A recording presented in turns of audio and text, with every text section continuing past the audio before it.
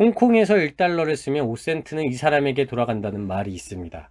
세계 54개국에서 500여 개 기업체를 운영하고 직원 22만여 명, 홍콩 전체 주식의 26%를 차지하고 있는 사람.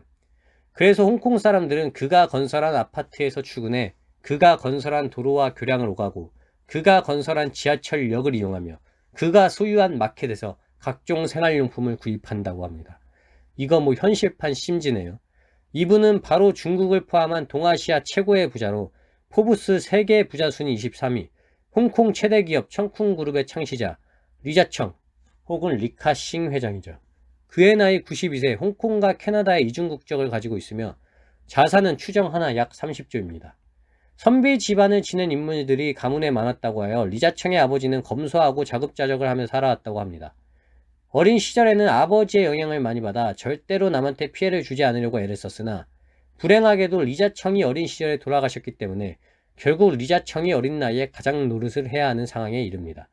받을 유산 한 푼 없이 가장이 되었죠. 먹고 살기에 급급해진 리자청은 결국 아버지로부터 받은 청렴하고 검소한 정신을 버려야 했다고 합니다. 가장이 된 리자청은 난징에서 돈을 벌기 위해서 고분분투합니다. 그래도 리자청은 사업을 하면서 돈을 벌되 절대 남에게 피해가 가지 않으며 항상 남들을 위한 사업을 추진하는 방법을 생각해내려 했습니다. 잘 이끌어 나가고 있다고 생각하던 중 1937년 중일전쟁 발발, 리자청은 자신의 재산들을 버리다시피 해서 홍콩으로 이주합니다. 다시 무일푼이 된 거죠. 하지만 홍콩에서 노력에 노력을 거듭하면서 재기했고 결국 자신이 구상해낸 그룹의 모텔을 완성해 나가기 시작합니다. 22살이 되던 해 본인의 공장을 건설하여 업을 시작했으며 1957년 플라스틱 조화 사업을 시작하였고 1958년 부동산 산업에 진출, 1960년대에 이르러 여러 건물들을 매입하면서 부동산 산업에 집중하게 됩니다. 순조롭게 사업을 이어가다가 1972년 청쿵그룹이 홍콩 증시에 상장되면서 그 해에만 회사 가치가 65배 이상 증가, 쉽게 말해 떡상합니다.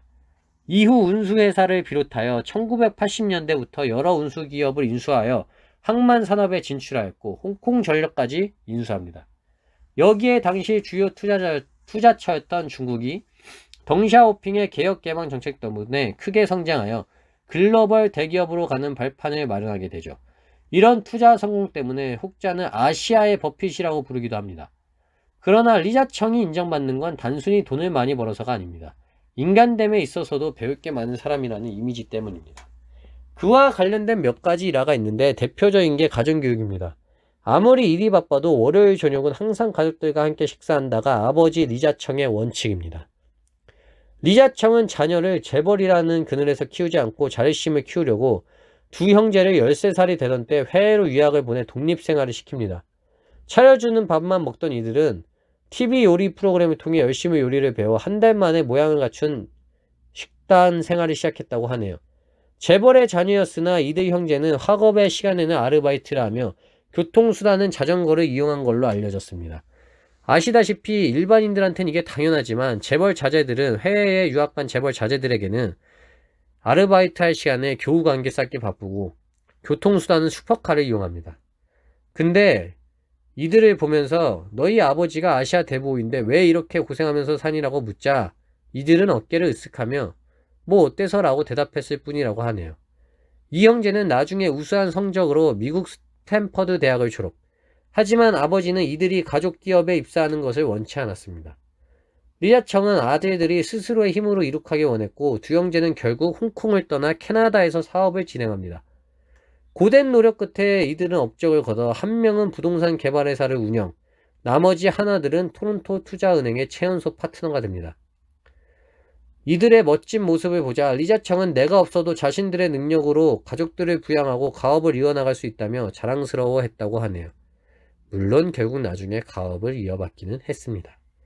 가족에 대해 또 하나 재밌는 사실은 리자청 아들의 납치설입니다. 그런데 이 사실을 10년이 지난 후에야 세상에 알려지는데요. 이 납치범이 마카오 도박왕을 납치해 검거되자 납치범은 10년 전 리자청의 아들을 납치해 10억을 요구한 적이 있다는 사실을 털어놓았고 당시 리자청은 즉시 응해줬다고 합니다. 기자가 리자청에게 왜 신고하지 않았냐고 하자 그는 당시 납치범과 이야기가 좋게 끝났고 신고하지 않겠다고 약속해서 신고하지 않았다고 대답합니다. 신용은 본인의 두 번째 생명이다라는 신념을 가지고 있던 리자청은 비록 납치범과의 약속이지만 신용을 지켜야 한다는 생각을 가지고 있었던 것입니다. 아무튼 이런 사상으로 사업상 아무리 크게 성공했다 하더라도 실패한 자녀 교육은 그 어느 것으로도 메울 수 없다는 이야기를 몸소 실천하며 성공적으로 가업을 후세에 전달한 기업가로 알려져 있습니다. 제 주변에도 부모님에게 물려받고 탕진한 사례들을 몇 번 보니 결국 가정교육 안 되면 부모가 힘들게 쌓은 거 날리는 거 한순간인 듯 하네요. 그래서 부자들이 교육을 더 많이 시키죠. 또 하나의 재미있는 일화가 있습니다. 부자가 되려면 부자와 어울리라는 말이 있는데 운전기사 이야기입니다. 30여년간 함께한 운전기사가 은퇴할 때 리자청은 200만 위안의 수표를 건네며 노고를 취하려 했으나 운전기사는 회장님 저도 그 정도 돈은 묻었습니다 라며 사양합니다. 리자청은 자네 월급이 얼마 안 되는데 어떻게 그런 거액을 모았다는 건가? 라고 묻자 운전기사는 운전하면서 회장님이 뒷자리에서 땅을 살 때 저도 조금씩 샀고요. 주식을 살 때도 조금씩 따라서 샀으니까요. 지금은 2천만 위안이 넘는 돈을 모았습니다. 라고 답한 일화가 있습니다. 그 회장님의 그 운전기사답네요. 리자청의 명언은 여러 가지가 있는데 그의 성격을 잘 보여주는 두 가지 어록이 있습니다. 100의 힘이 필요한 일이 있으면 나는 200에 버금가는 힘으로 공격한다. 아무렇게나 도박을 하지 않았다. 먼저 다른 사람이 돈을 벌 수 있도록 도와야 큰 돈을 벌 수 있다. 다른 사람과 동업할 때 상대가 이익의 7알이나 8알을 가져가겠다고 하면 그렇게 해주어라. 결국 마지막에는 본인도 큰 이익을 얻을 수 있다. 이런 말들에서 모아 리자청 회장은 상당히 신중하고 시야를 넓게 보는 사람이란 걸 알 수 있겠네요. 리자청은 항상 낮은 자세로 부하 직원들을 보살폈으며 특히 단체로 식사할 때 측근만 이끌고 최고급 식당에 가서 밥 먹는 게 아니라 계급에 상관없이 일을 잘하는 사람들과 회사의 구내 식당에서 식사를 같이 한다고 합니다.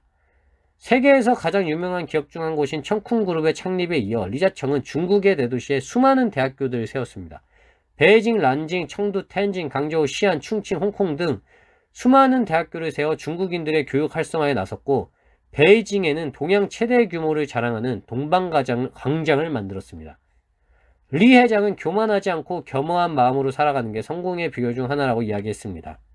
마지막으로 셋째 아들이라 부르며 그가 설립한 재단의 학생들에게 장자에 나오는 말을 인용한 부분과 함께 마무리하겠습니다. 천자의 세력도 반드시 귀한 것은 아니고 필부의 궁궁함도 천하기만 한 것은 아니다. 기천의 차이는 행동의 위치에 달려있다. 감사합니다. 앞으로 좋은 영상 많이 만들겠습니다. 좋아요와 구독 부탁드립니다. 감사합니다.